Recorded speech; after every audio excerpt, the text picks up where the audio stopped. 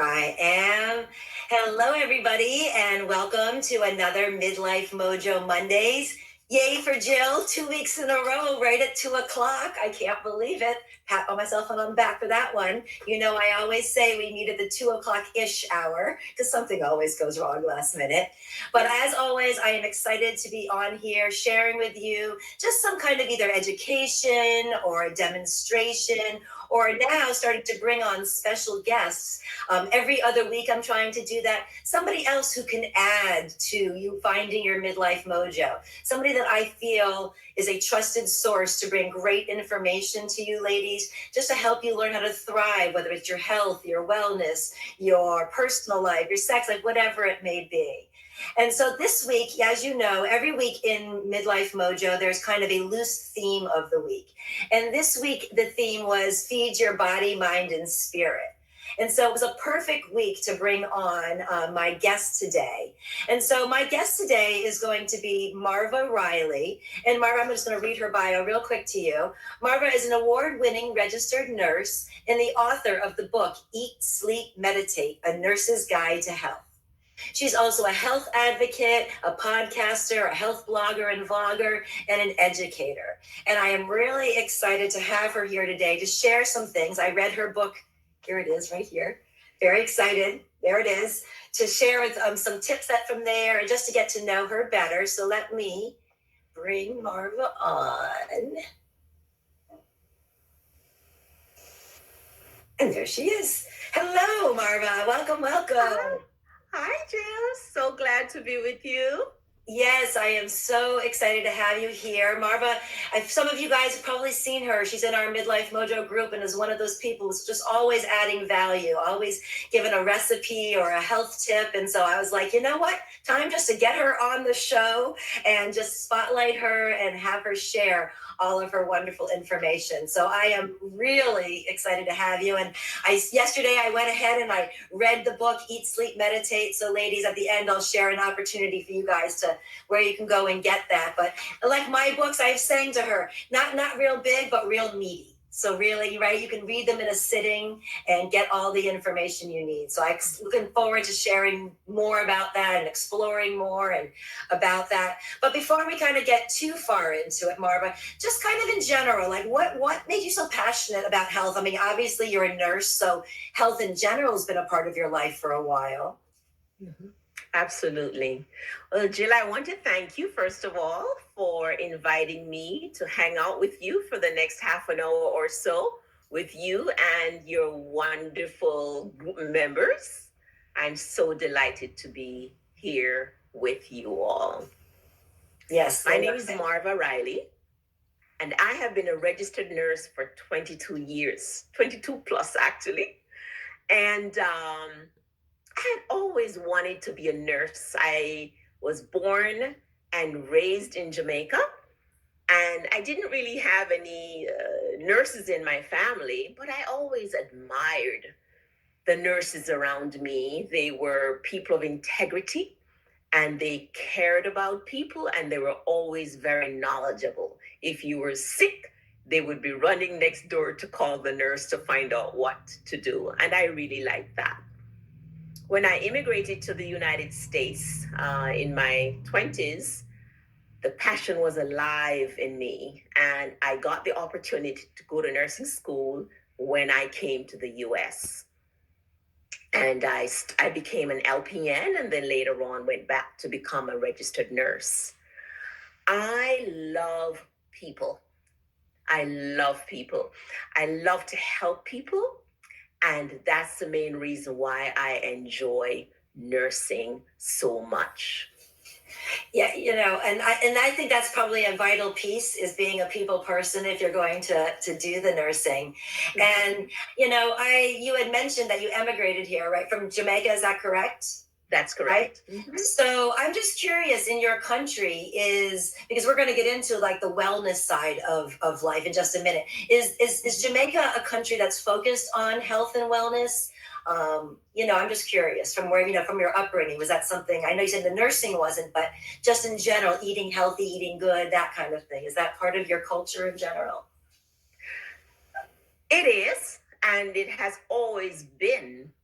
In fact, growing up in Jamaica, the elderly folks who lived to be, a lot of them in their 90s and low 100s. My grandfather was 101 when he died. Wow. And the only illness he had, and it wasn't really an illness, he was hard of hearing.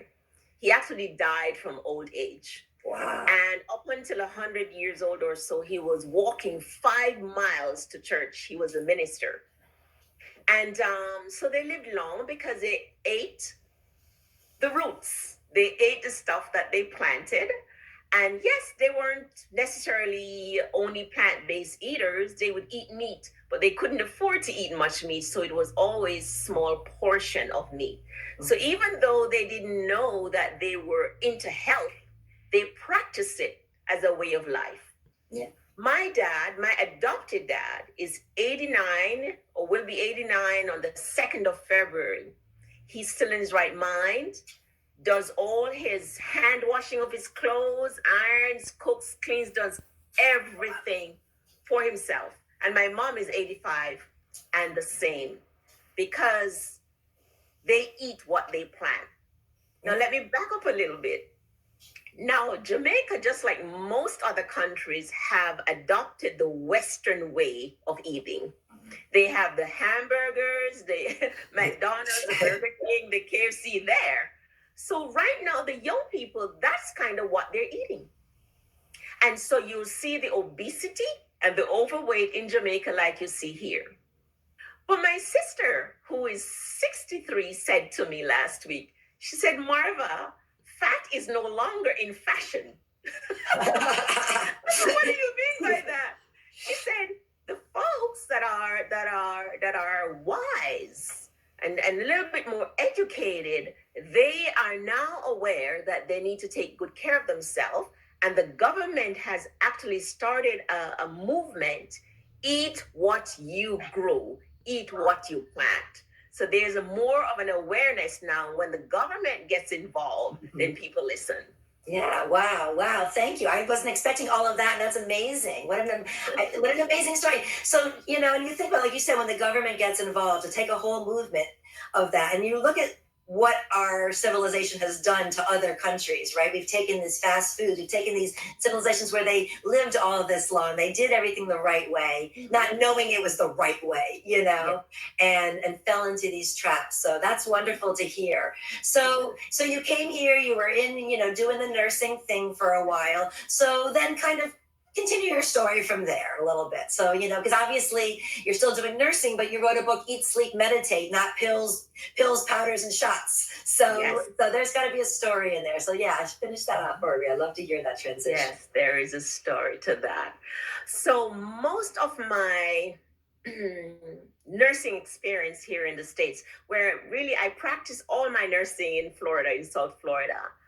And all of that time was in the areas of critical care, where we care for the sickest patients in the hospital. And also I worked hospice about 3 years out of that. Extremely sick and then dying. And I was always an advocate for the patient. I'm always the one that would be in the patient's room, not hanging out at the nurse's station, for example, educating my patient and getting them up moving and walking and that kind of stuff. I just had a passion for their health. And then I became the patient. I developed chronic health issues. I was diagnosed with cardiomyopathy with an ejection fraction of 25 to 35%. My heart was really, really weak.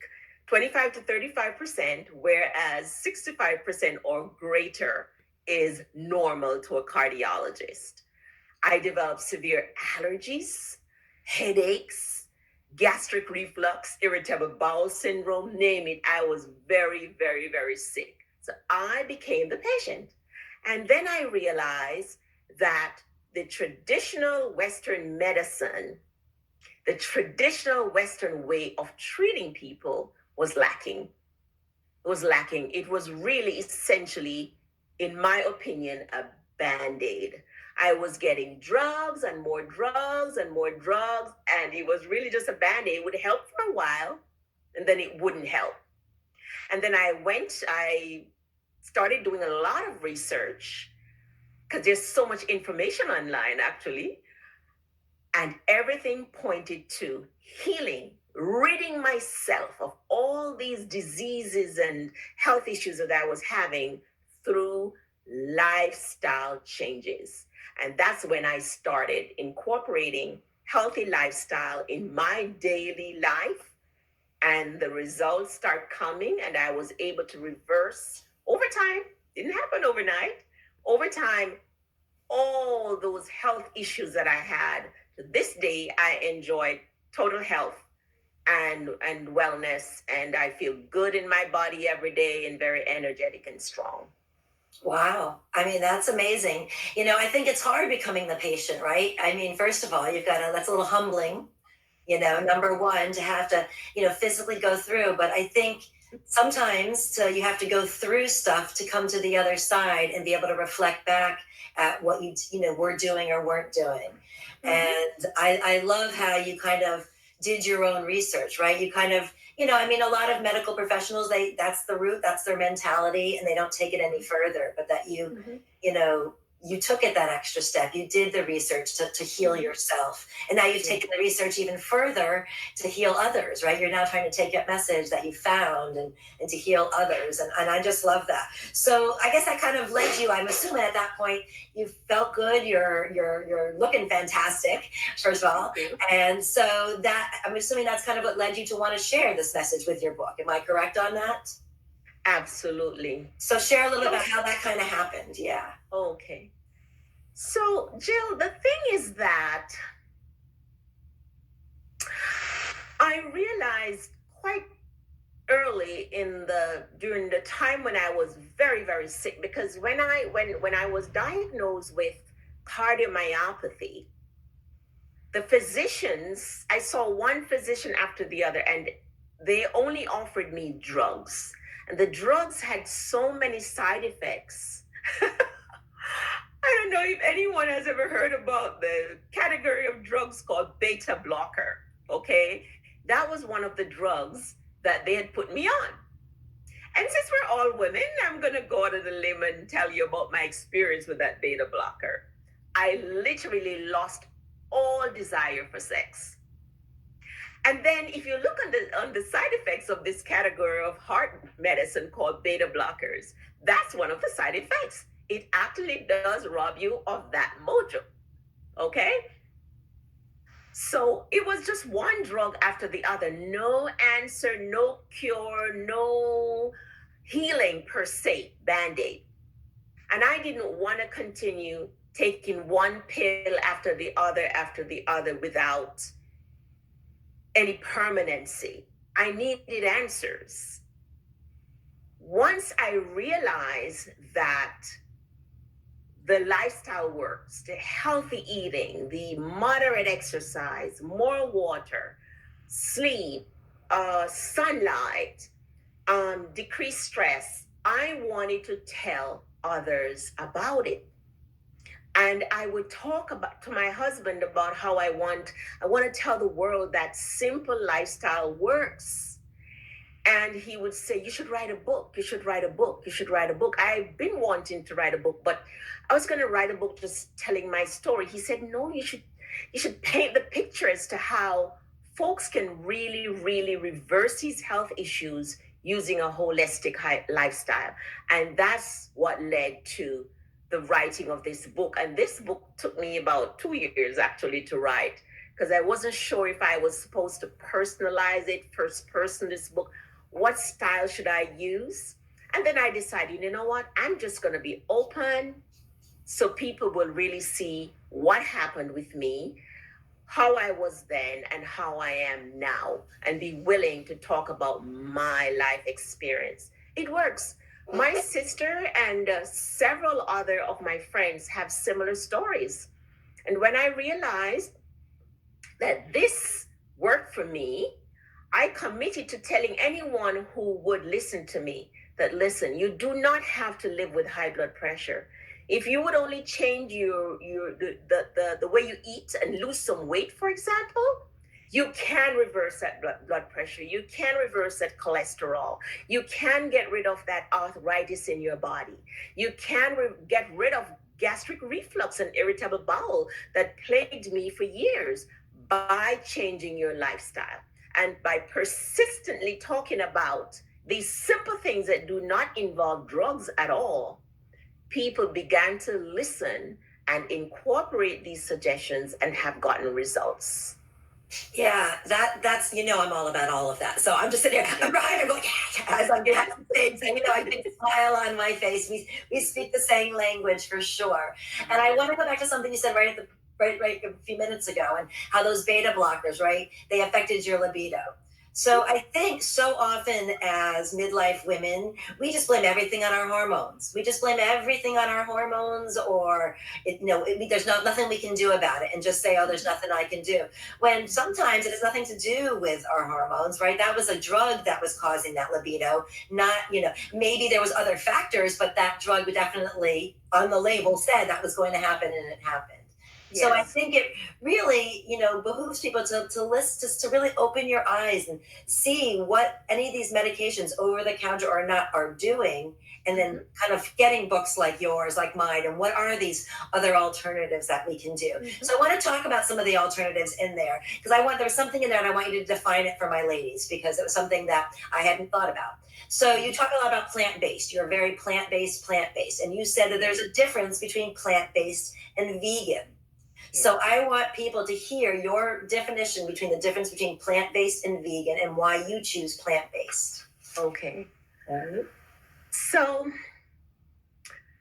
several years ago, when I was so desperate for knowledge, I started following Dr. Mark Furman, who's a medical doctor, a plant-based medical physician, MD, who uses lifestyle, like we teach, to heal his patients, or to help his patients to heal themselves.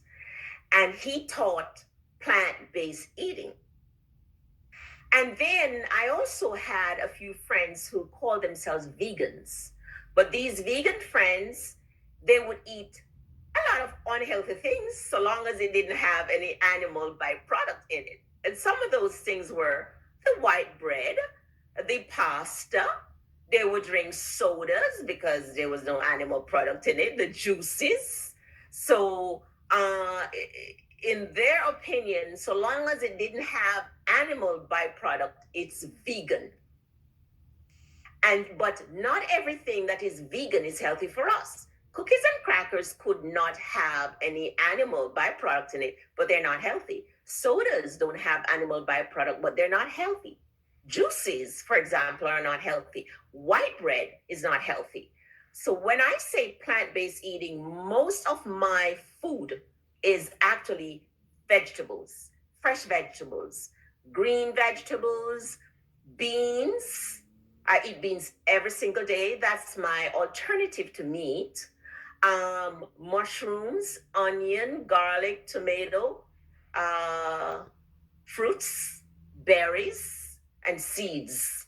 So in a nutshell, okay, my computer went blank for a minute, I'm sorry. In a nutshell, that's what I do. I try to stay away from processed foods, for example, and anything that's laden with sugar. So eating fresh foods, even if it's frozen, that's okay. The beans could be frozen, but I prefer the fresh beans, the vegetables and the fruits and the nuts and the grains. That's what plant-based unhealthy. You can eat the Milky Ways, you can eat the potato chips, and still call yourself vegan and not be healthy. And that plant-based is really what is the healthy. And she gave us a lot of great suggestions for that. And so I wanted to continue, because I did, just as a little quick here, I was reading through this book, and there is so much in here that was so great. I'm excited to talk about a little bit more, some tips, and you shared some recipes. But of course, what caught my attention, Marva, how could it not, was you mentioned that fasting. And that was something you did. And you guys know that intermittent fasting is my thing. So I just wanted, since you didn't do it with me, you kind of did it on your own. I thought maybe you could speak to fasting in your own experience and what you did, which might be slightly different than what I did. Yes. I was fascinated when I joined your group and I realized that you did fasting. And because you know what? Fasting doesn't get the merit that it deserves. And I remember as a youngster growing up in the church, it was a very common thing to fast every week. In fact, my grandparents would fast sometimes 2, 3 days a week. And they didn't do it for health, they did it for spiritual reasons. But no wonder they lived to be, not my grandfather was 101 years old when he died. So fasting is a wonderful, powerful tool to use to lose weight and also to reverse all kinds of health issues. So I was thrusted into fasting. Actually was thrusted into fasting. I became allergic to everything. Can anyone be allergic to everything? Yes, I was. I was allergic to foods. The only thing I could consume without having severe allergic reactions was Publix purified water and Boniato sweet potato. That was the only food. I couldn't use toothpaste, no skincare product, no detergent, no dish detergent, no perfume, nothing. It all made me deathly sick, short of breath. I would swell and that kind of thing. So I was actually forced into a fast. My body was trying to survive. The only thing it would accept was some water or Boniato sweet potato. Now my husband told me when that happened, he said that's what's going to save your life because he's an Advent believer of fasting, and he used to practice fasting a lot when he was younger. So fasting saved my life. Now I fast. I even fast without realizing I'm fasting because I will eat at 7 p.m. I'll have, just before 7 p.m., I'll have a fruit like an apple and some nuts. And I don't eat again until the next day, sometime noon, 1, 2 o'clock, I'll have dinner. But guess what? I'm not hungry. I'm very clear-minded and very energetic. I just have to drink a lot of water. And I feel amazing.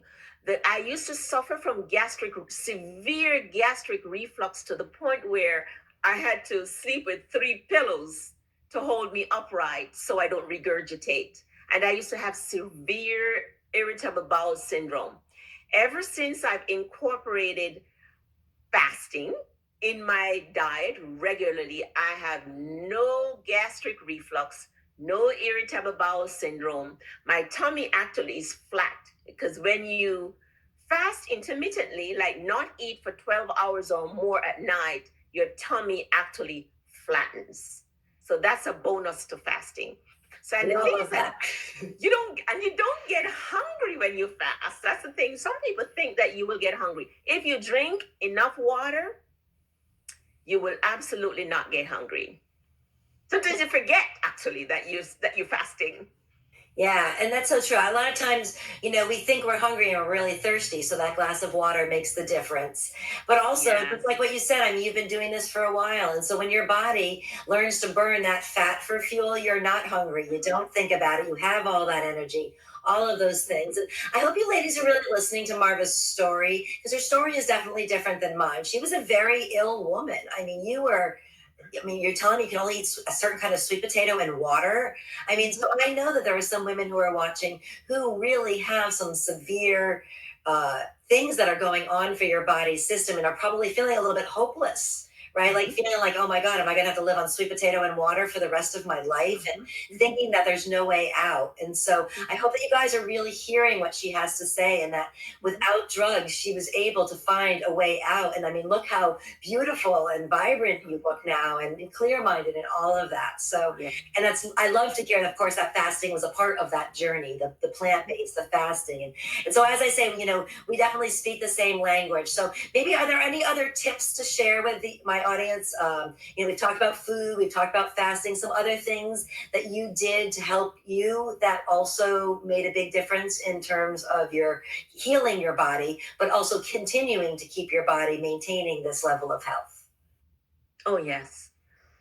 So, one thing I found out during my research and my own personal experience is that health is not just or excellent. We can attain excellent health and maintain excellent health, but it's not just about what we eat. You see, I could be plant-based eater and only eat what's healthy, but if I'm stressed out, I'm not going to go too far with that. If I don't get adequate sleep, I'm not going to get too far with that. So, health, excellent health, is holistic. It involves our body, our mind, our emotion, and our spirit. So, it's very important to get adequate sleep. Now, I've come to realize that not everybody requires the same amount of sleep, because my husband can get 6 hours of sleep and he's okay the next day. I need 8 hours or more of sleep to feel energetic and strong the next day. So you got to find your sweet spot. But sleep needs to be prioritized. It is when we're sleeping at night that our bodies repair themselves. Very important. Stress. It is well known that stress is wreaking havoc on our bodies and our minds and our spirits. So much research has been done about that. So we need to find ways to decrease our stress level, because stress is a part of our life. It just is. But we've got to find ways to decrease our stress level. For me, I journal, I meditate, and I pray. Also, exercise is very good to decrease that stress level. So we need to incorporate exercise, some habits to decrease our stress level, and good sleep. Water is so important. In fact, I used to drink 64 ounces of water per day, and I prided myself. I thought I was doing so well. Until my friend Marie McKenzie, who is also part of this group, told me that she drinks a gallon of water a day. And I said, Marie, there's no way I can do that. She said, just get started. I can easily do 100 ounces of water. The other 24, I have to push myself. But when I drink that much water, oh my goodness, what a difference that makes. Sunlight is very important also, because that's the natural vitamin D. It lifts the mood, it helps with sleep. So it's sleep, exercise, decreasing our stress level, excellent nutrition, and sunlight. And I make it a habit to incorporate those 5 things every day in my life as best as I can. I love that. And how easy. Like there was nothing there that you said that you have to spend money on, that you have to research, right? You can go out in the sun, you can take a nap. I mean, these are such simple, easy, amazing things to incorporate. And so, once again, you ladies, right, you can see it up there on her thing, but this book here, Eat, Sleep, Meditate, A Nurse's Guide to Health. And I've put up there on the screen Marva's website, and you can go click on her website, check out her website, and you can grab her book straight from her website there and get some more great information from there. So Marva, before we kind of just wrap things up, because I have just absolutely enjoyed everything that you've been sharing, and I know my ladies are benefiting, is there any kind of final thoughts? Oh, I know, before we finish, something I wanted to mention. Before we were talking, and you had said you had a Facebook group that I was unaware of. So could you just maybe share your Facebook group with us as well? And I will definitely make sure to put that in the comments also. Okay, so my Facebook group is